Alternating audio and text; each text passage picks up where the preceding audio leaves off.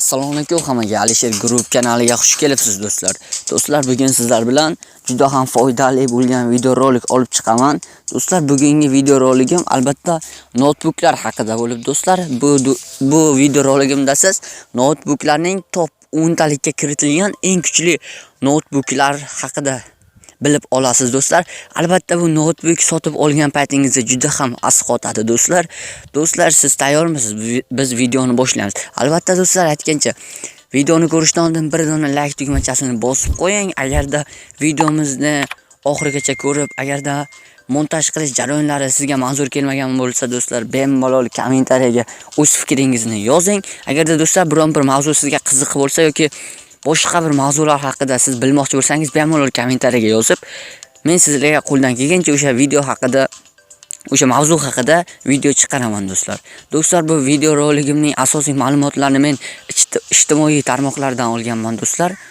Do'stlar, siz tayyormisiz? Unda megabaytingizni tekshirib oling. Chunki bu video juda ham foydali bo'lib, megabaytingiz qolmay qolib, yana videoni o'rtasiga borib to'xtab qolmasin do'stlar. Do'stlar, ekranga yaqinroq keling. Biz boshladik.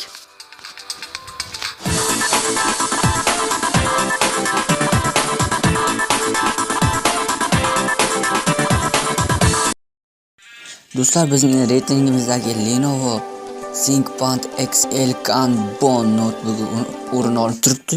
U Lenovo kompaniyasi tomonidan ishlab chiqarilgan bo'lib, notebookning 14 dyuymli TFT IPS, ya'ni 1920 ga 1980 pikselli sensorli displey bilan jihozlangan. Qurilmada Intel Core i7 protsessori va grafik dizaynerlar uchun esa Intel UHD Graphics 620 chiplar o'rnatilgan. Operativ xotirasi 16 GB, doimiy xotirasi esa 512 GB ni tashkil qiladi. Notebookning og'irligi 1130 grammni. Shuningdek, qurilmada mikrofon SD va barmoq izi bilan skanerlari mavjud bo'lib, akkumulyatori 57 Wh/soatni tashkil etadi. Undan tashqari, qurilmada HDIT web kamerasi mavjud. Qurilma yana Windows 10 Pro operatsion tizimida ishlaydi. Hozirgi kunda ushbu notebookning narxi $1367 evaziga sotib olishingiz mumkin.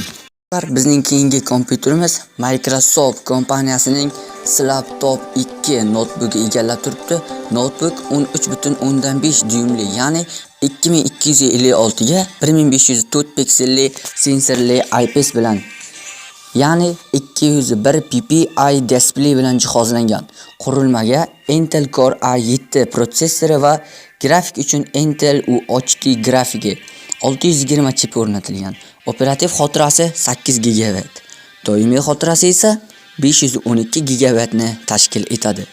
Qurilmada Wi-Fi 802.11, Bluetooth esa 4.0, bitta USB 3.0, Type A bitta Kanban mikrofoni va port va bitta Magic Display portlari. Undan tashqari dock stansiyalari ulash imkoniyatlari mavjud. Qurilmaning akkumulyatori 56 Wh/soatni tashkil qiladi. Undagi quvvat 14,5 soatga yetishi ta'kidlab o'tildi. Qurilma Windows 10 Pro operatsion tizimida ishlaydi. Ayni paytda ushbu notebookni $1,500 evaziga sotib olishingiz mumkin. Bizning keyingi notebookimiz esa Google kompaniyasining Pixelbook nomli notebooki egallab turibdi. Notebook 12.3 dyuymli, ya'ni 2400 ga 1600 pikselni tashkil etadi. 235 ppi display bilan jihozlangan. Qurilmada Intel Core i7 avlodi o'rnatilgan bo'lib, operativ xotirasi 16 GB, doimiy xotirasi esa 512 GB ni tashkil etadi. Notebookda Wi-Fi 802.11, Bluetooth 4.2, GPS, USB esa 3.1 portlari mavjud. Notebookga 4 ta mikrofon o'rnatilgan. Akkumulyatori esa 4 41 watt soatni tashkil etadi. Hattoki tez zaryadlash imkoni ham mavjud. Qurilmaning og'irligi 1 kg 100 grammni tashkil etadi. Qurilma Google'ning Chrome OS operatsion tizimida ishlaydi va Androidning barcha ilovalarini yuklash imkoniyati mavjud. Qurilmaning hozirgi narxi $1200 tashkil etadi. Do'stlar, bizning keyingi kompyuterimiz esa Dell kompaniyasining HPC 13 notebooki egallab turibdi. Notebook 13.3 dyumli, ya'ni 1920 ga 1080 pikselli IPS sensorli displey bilan jihozlangan. Notebookda Intel Core i7 prosessori va grafik uchun esa Intel HD grafik 620 chip o'rnatilgan. Operativ xotirasi 16 GB ni tashkil etadi. Doimiy xotirasi esa 512 GB ni tashkil etadi. Notebookda Wi-Fi, Bluetooth va Killer Voice texnologiyalari mavjud. Akkumulyator 52 watt soatni tashkil qiladi. Notebookda ikkita Thunderbolt 3.1 USB 3.1 mini jack portlari mavjud. Qurilmaning og'irligi 1200 gramm bo'lib, u Windows 10 Pro va 64 bit operatsion tizimida ishlaydi.